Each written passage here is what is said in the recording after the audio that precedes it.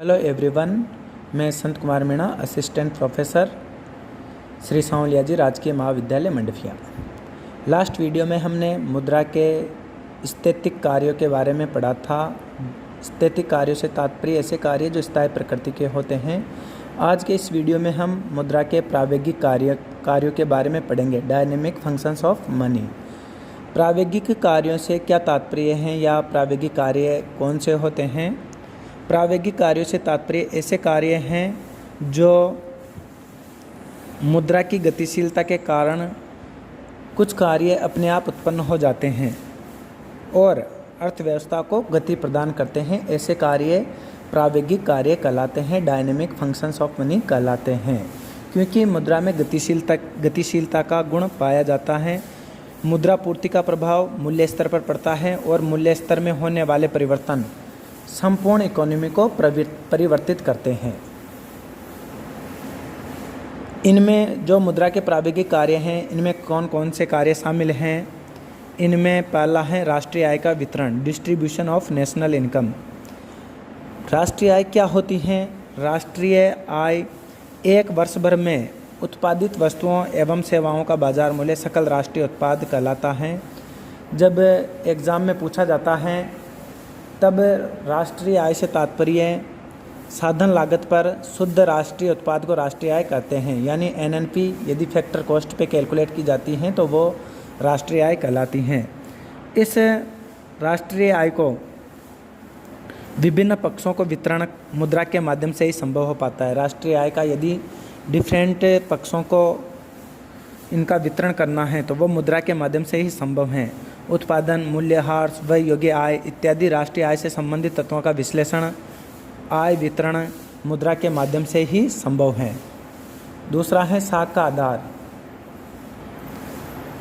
वर्तमान आर्थिक तंत्र को उधार तंत्र की संज्ञा दी जा सकती है। वर्तमान साख व्यवस्था का आधार मुद्रा ही है। इसे साख व्यवस्था के कारण हमारा बाजार तंत्र गतिशील है। बैंकों के माध्यम से साख निर्माण मुद्रा के माध्यम से ही संभव है। निकट मुद्रा के रूप में चेक, प्रतिज्ञा पत्र, विनिमय बिल, साख पत्र इत्यादि का चलन हुआ है। यह सब प्रपत्र मुद्रा व्यवस्था पर ही आधारित है। निकट मुद्रा जो हमने पढ़ा था, निकट मुद्रा क्या होती है? जो मुद्रा के बहुत समीप होती हैं, जिन्हें तुरंत मुद्रा में परिवर्तित किया जा सकता है। तो साख का आधार भी मुद्रा ही है। तीसरा बिंदु है पूंजी की उत्पादकता में वृद्धि, increase in productivity of capital. मुद्रा संपत्ति का सर्वाधिक तरल रूप है, यानी सबसे ज़्यादा लिक्विड फॉर्म है तो वह मुद्रा है। यही कारण है कि उपलब्ध पूंजी की उत्पादकता में मुद्रा के माध्यम से पूंजी में वृद्धि की जा सकती है। बिना प्रयोग के बेकार पड़ी संपत्ति को बेचकर मुद्रा में परिवर्तित कर उसकी उत्पादकता को बढ़ाया जा सकता है। चौथा कार्य है रोजगार सृजन में सहायक। उत्पादन एवं रोजगार में प्रत्यक्ष संबंध होता है एवं उत्पादन संबंधी सभी आर्थिक क्रियाएं मुद्रा पर आधारित होती हैं, क्योंकि बाजार व्यवस्था का आधार मुद्रा ही है। मुद्रा की मात्रा में वृद्धि कर नए विनियोगों को बढ़ाकर नए रोजगार सृजित किए जा सकते हैं या नए रोजगार उत्पन्न किए जा सकते हैं। तो मुद्रा रोजगार सृजन में भी सहायक होती हैं, रोजगार को बढ़ाने में भी सहायता करती हैं। नेक्स्ट बिंदु है हीनार्थ प्रबंध। अर्थव्यवस्था के संचालन हेतु विकासात्मक कार्यों को प्राथमिकता देने के लिए आय से अधिक व्यय का बजट बनाया जाता है, यानी जितनी इनकम है उससे अधिक खर्चे का या व्यय का बजट बनाया जाता है तथा कुछ घाटा अपूरित छोड़ दिया जाता है, तो उसे हीनार्थ प्रबंध व्यवस्था कहते हैं। इस प्रकार यानी हीनार्थ प्रबंध से मुद्रा के माध्यम से हीनार्थ प्रबंध तकनीक का प्रयोग कर हीनार्थ प्रबंध या घाटे का बजट बनाकर, व्यय का बजट बनाकर विकास के लक्ष्य प्राप्त किए जा सकते हैं। नेक्स्ट है इसमें वित्तीय निर्णयों में सहायक। आधुनिक अर्थव्यवस्था में वित्त की प्रधानता रहती है। सभी निर्णय मुद्रा के माध्यम से ही प्रभावी होते हैं।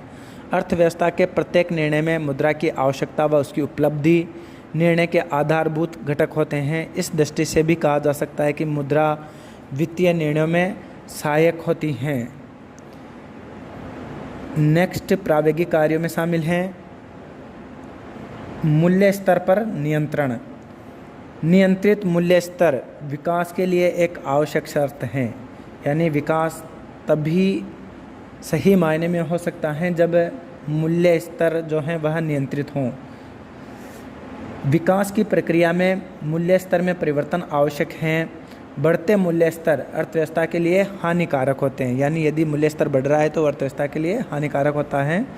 मूल्य स्तर को नियंत्रित, मूल्य स्तर को कंट्रोल करने के लिए केंद्रीय बैंक मुद्रा की मात्रा में परिवर्तन करता है। जो देश का केंद्रीय बैंक होता है, हमारे देश का केंद्रीय बैंक है RBI, वह मुद्रा की मात्रा में परिवर्तन करता है।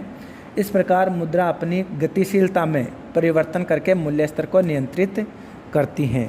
RBI जब भी मूल्य स्तर में परिवर्तन करना होता है तो RBI मौद्रिक नीति के माध्यम से मौद्रिक नीति को अपनाता है और मूल्य स्तर को कंट्रोल करने का कार्य करता है। तो ये कुछ मुद्रा के प्रावेगिक कार्य हैं। इस प्रकार कल हमने मुद्रा के स्थैतिक कार्य पढ़े, आज प्रावेगिक कार्य पढ़े। और यदि देखा जाए तो मुद्रा के स्थैतिक और प्रावेगिक दोनों कार्य समान रूप से महत्वपूर्ण हैं। यह नहीं कहा जा सकता कि कौन से कार्य ज़्यादा इम्पोर्टेंट हैं। स्थैतिक कार्य अर्थव्यवस्था को सुचारू रूप से संचालित करते हैं तथा प्रावेगिक कार्यों के उचित उपयोग से आर्थिक सामाजिक उन्नति संभव होती है। स्थैतिक कार्यों के माध्यम से अर्थव्यवस्था में स्थिरता लाने का प्रयास किया जाता है, जबकि प्रावेगिक कार्य अर्थव्यवस्था के विकासमान लक्ष्यों को पूरा करने में सहायक होते हैं। अतः स्पष्ट है कि मुद्रा अर्थव्यवस्था में समस्त कार्य संपन्न करती हैं, जिसके माध्यम से आर्थिक जो गतिविधियां हैं वह गतिशील होती हैं, बढ़ती हैं और आर्थिक विकास के नए आयामों के कारण मुद्रा के कार्यों में और अधिक विस्तार होता चला जाता है।